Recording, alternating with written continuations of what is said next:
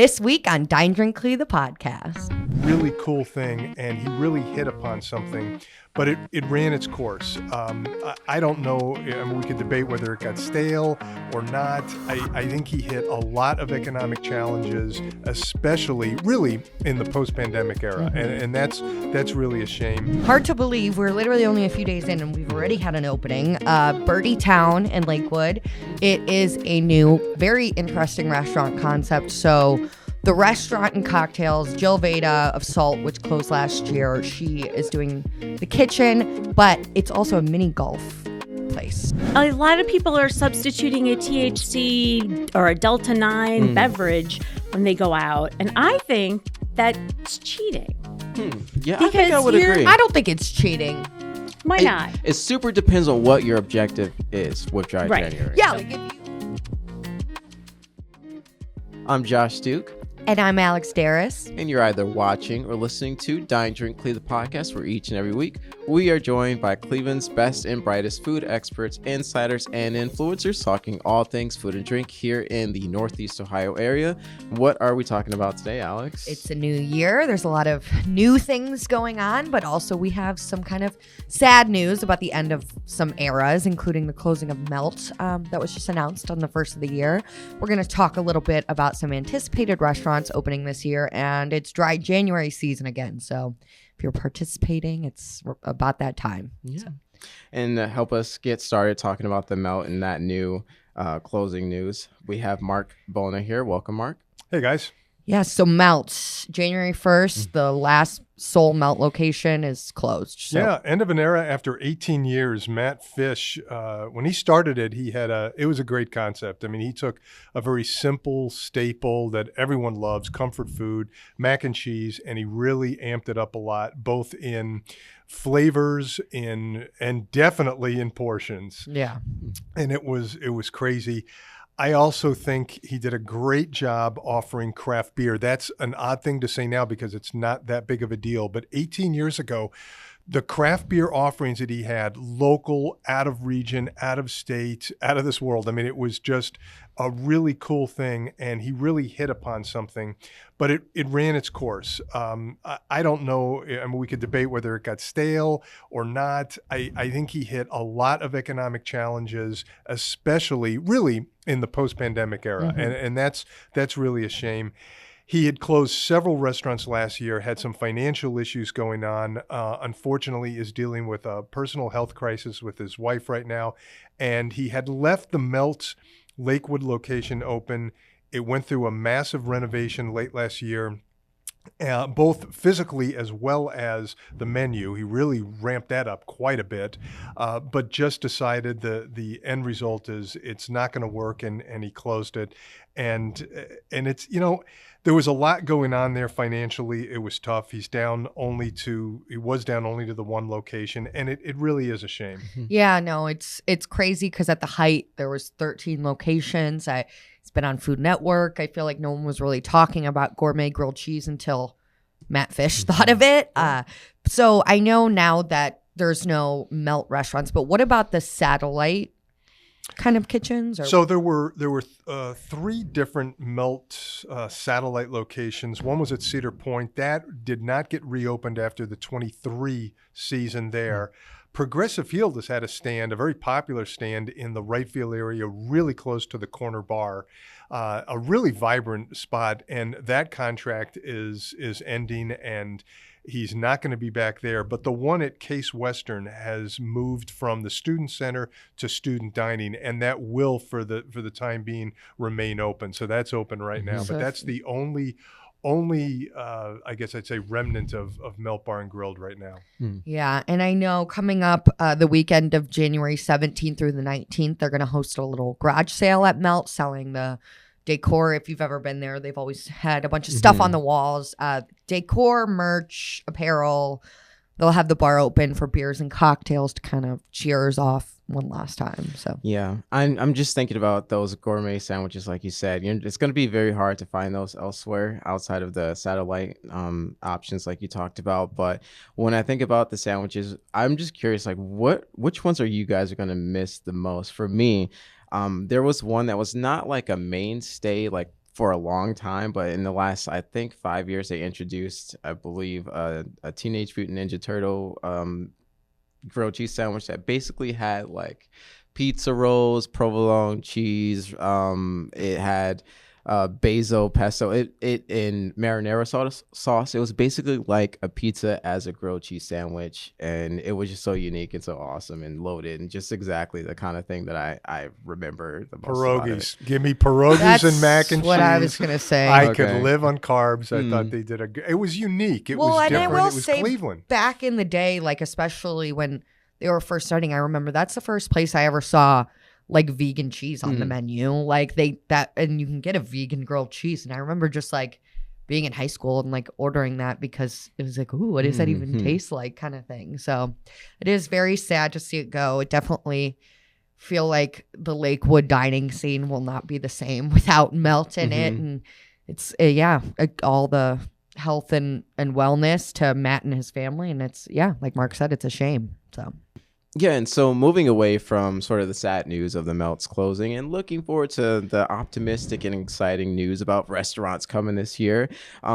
You, Alex, you are working on a piece that's going to kind of give us a preview of what to look out for. And we've got Paris Wolf to help talk to us about that. So, yeah. Yeah. So before we kind of talk about the anticipated restaurants, I think Paris and I, just looking back, we did a story with Marc Bona about all the restaurants that opened in 2024, and we 80.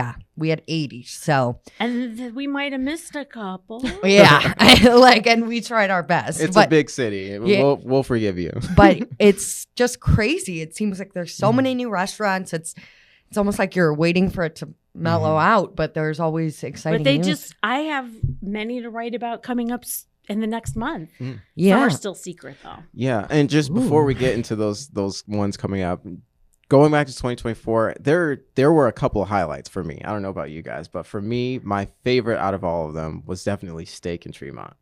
For me, that was so exciting, so trendy, so new and fun, and also just quality food, quality service, and just really interesting in terms of like the menu and the drinks, the cocktails being so fun and whimsical. I loved everything about it. Yeah, I just took my brother there for his birthday. Yeah, that's where I went for my birthday. Yeah. No, mine is definitely, I think I've said it, but Never Say Dive in Old Brooklyn. I probably went there like 6 times last year, and that was their first year open. It's so good. The drinks are so good. The food is amazing. I think it's one of the most exciting restaurants in town. So the new ones. Yes. Kiln was probably mine. Yeah, I really liked Kiln a lot. I need to go there. And I think Oddfellows in Sugar and Falls has some potential too. I ate there and I really liked it. Yes, and I will say Artis in Lakewood, the steakhouse, those lobster bisque soup dumplings are one of the best things I ate last year. That's definitely on my list of places I haven't gone yet that I should. They just started doing brunch a couple weeks ago too, and it looks really good. Yeah. Ooh. But yes, 2025. Hard to believe we're literally only a few days in and we've already had an opening. Birdie Town in Lakewood.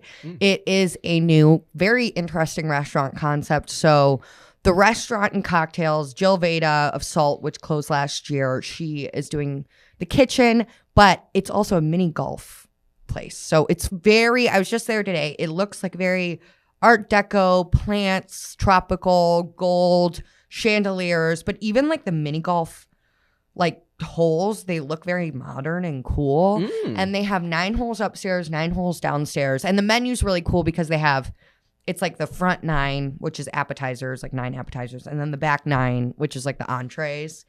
But they just had their soft opening the first weekend. Okay, so I have questions. So how does that work with the food? Like whenever I go mini golfing, it's like different parties are going at the same time and doing different holes at different times. Like, are you holding your plate going? No, you could. He said, or Tim, the owner that I spoke to today, said that some people will come in and they'll think he said a lot of this happened the first weekend. Like people are like, oh, we're just gonna come in for the first 9 and a drink, and then they would do the first 9, go sit at a table and eat, and then go in the basement and do the bottom 9 and sit at the bar in the basement. So the space is huge. Like he kind of made a good point that like he's like, we kind of need to fill the space, and if we did it all with tables, it would be way too much. So it's kind of like you could go there just for eating, you could go there just for golfing, or even just for drinking, and because the cocktail list is pretty cool too. or you can spend 2 hours there and do it all. Alex, you said it was large. What was it beforehand? Do you know? He said it used to be a grocery store like a long time ago. They own there's like a salon upstairs. It's next to the Phoenix Coffee in Lakewood. But he said it took about 2 years for them to because they had to redo everything, like plumbing, everything, because it was. Wow. But it's huge and it's really cool. So I think that's an exciting kickoff to the year. A few more places opening. I know we've talked about Jolene's, the country bar, opening on East 4th. And we're also going to have the Dugout, the seasonal bar on East 4th, where you can have the Dora drinking cups. Do you know about that, Josh? Yeah, that's where you take them outside and you can open go container. from place to place. Yeah. Yeah, that'll be interesting on East 4th during the season. But I think people in Cleveland will really like that. There's a lot going on. Urban Meyer Pint House, we talked about going in the old Winking Lizard in the Gateway District. But one of the places I am really excited about is, and you remember, the Kyuju pop-up. Kwan Gong of that. He is opening an 8-seat omakase restaurant in Ohio City. So it's going to be traditional, like top scale sushi, like chef's menu, whatever. And I just think it's so cool to have something like that in Cleveland now, because it's like, I don't know, you only hear about that in like New York and LA. Yeah, and that's an 8-seater you said, right? That's going to be pretty difficult, I'd imagine, to get a reservation after, especially right away when it opens. If I remember correctly, which I think Paris mentioned, there's going to be a bigger sushi concept below on the bottom level, and then the omakase is upstairs. So there's like two concepts. I forget what the bottom one is called. I've just been really thinking about the omakase one, but it seems like that's from the folks from Ishoni, right? And they are like had a huge year last year, especially known for their ramen poke. They were doing omakase dinners there, so I think it just their omakase costs a lot more though, right? So well, yes, it's like 20 plates. Wow. So you spend like $175 a person or something like that. It's like 150, whatever. Okay, so that's gonna narrow down. Well, and it's like a 3.5 hour meal. Like it's like traditional, like you're sitting there, the sushi chef's in front of you, he's cutting stuff and handing it to you and you eat it. And it's like they fresh from. I want to do that for my birthday. I know, that's what I want to do. But I know, Paris, you are working on a few stories. What are you excited about opening this year? Koyokan is opening in Shaker Square probably in January. That's from Ray Galindo, whose family used to own Luchitas, and they're going to be bringing back like tacos of the month, burritos of the month, and going with a whole theme. I'm just really looking forward to some of the salsa and some of the same quality of Luchitas. Yeah, I think people have been missing Luchitas for a while now, so it's like exciting to finally have that back in some capacity, a new modern. And it's going to have some beer making facilities attached and some. Yeah, I was going to say, what's the drink situation? Yeah, brewing coming with it. Well, speaking of drinking too, I know you're going to be working on, but the Witch Doctor is going to be a new botanical cocktail bar in Old Brooklyn, which I think it's very exciting. I don't know. I get really excited about Old Brooklyn because there's Never Say Dive, Old Brooklyn cheese. There's just a lot of stuff I know, I like to do. The Witch Doctor. I'm already in love with the name. It's giving magical potion brew. Well, yeah, I think from looking at their social media, drinks. It's very much like herbal. Crafted. Infusions and things like crafted, that. So I think it's really cool, and just I don't know, I get excited anytime a new cocktail bar opens around here. So, but there's a lot to come, and I'm sure this is just a little sample of what's to come this year. I know Paris said she's heard a few whispers of things. Yeah, and I have 2 or 3, but I'm not allowed to. Okay, under lock and key for now. Okay, but so what do you when you guys are looking at what we know of coming forward in the year, are there any that's going to be like that place for the year? Like I feel like the last couple of years there's been like 1 or 2 restaurants that's been like the big trendy talker of the year. Is there anything that you anticipate being? I think this year's a little different because, like, in the past couple of years, it was like Cordelia, and that was a long time coming. Then it was Fahrenheit, that was a long time coming, and then it was Kiln, and that was a long time coming too. And it's like I don't think there's anything too. I'm really curious about Luciano's, which is one that's going to be opening in Akron, where DBA was. But I don't know enough about that yet. I'm going to sit down with Dante and talk about it. Oh, so that's Italian, probably? Guessing. Yeah, it sounds Italian. But yeah, I think it'll be interesting to see what ends up. Like, I would like to revisit this in like June and then December and see what it ended up being. But I think the Jolene's and the Dugout on East 4th, both by Hangry Brands, is going to be just big because East 4th, besides Cordelia, has kind of been the same for a while and kind of missing that more, like the vibe that you get in the flats, where it is more party, younger, like going to the games, having somewhere to just stop and get a beer. They're supposed to have like live entertainment.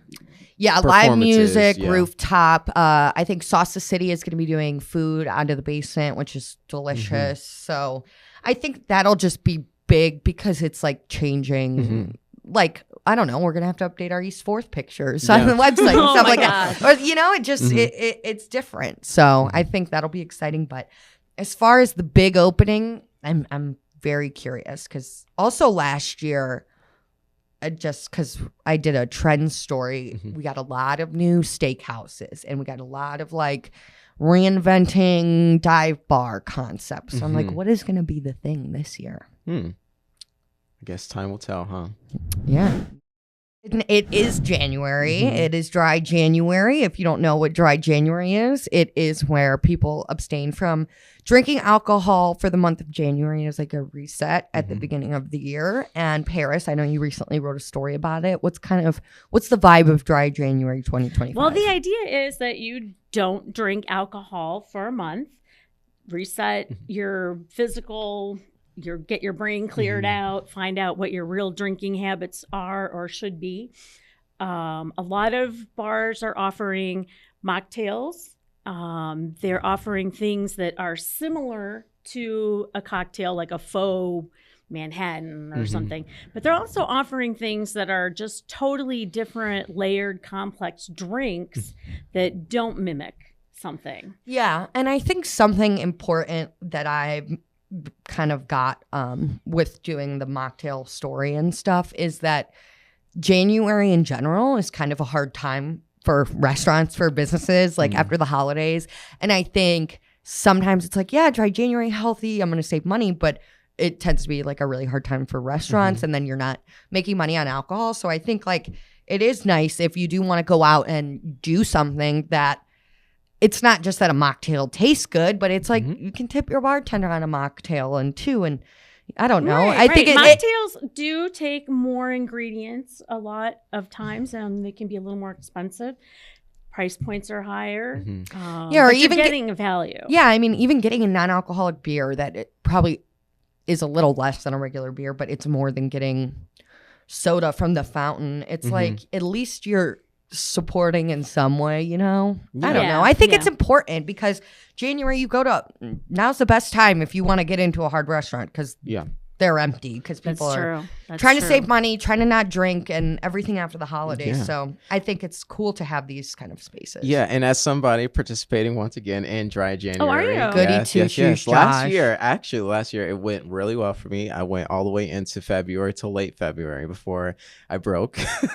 But yeah, so what broke you? A vacation to California. Okay, fair. But yeah, so as somebody who's like kind of interested in this, I'm just curious, like, what do you think it is? I know for me what it is. For me, it is like you said, described. It is that great reset of like, okay, let me just get back on track in mind, make sure I'm good in terms of not that I'm an alcoholic or anything, but I just feel like but that's what everybody people do. wants to they like examine the relationship And with after the alcohol. holidays and stuff. Yeah, so like, do we see this as being like a trend, and how is that trend evolving too? I think it's a slow trend. It's a slowly growing trend among younger people. Yeah, people who maybe haven't been drinking as long.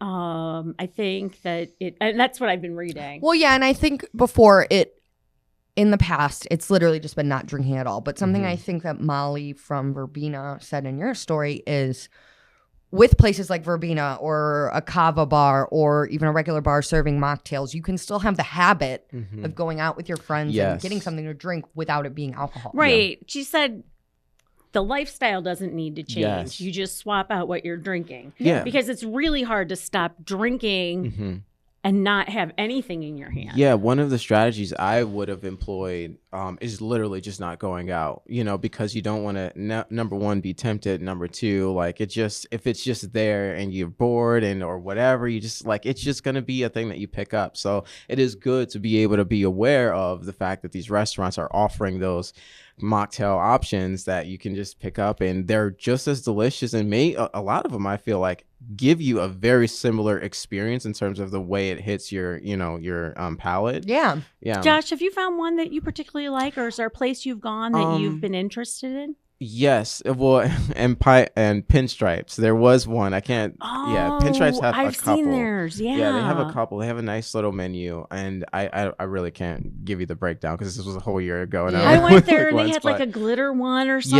Yeah. That was so cool. I love sort of like how they kind of mimic that beer taste too in some of them. Like it feels very like herbal, but it still has like a little bit of a punch, one thing when I was thinking about mocktails is like, how do you go about describing the sensation of alcohol, just period? Like, how do you get that little heat? burn, that little heat? Yeah. And sometimes they mimic it with ginger or yes, ginger. Ginger was one of the drinks that I tried there. It was very ginger heavy. But yeah, when I think about alcohol, it's like, it's funny. I'm like trying to describe the words, and they're all like negative words, like punch, impact, like intense, burn, sharp, sting.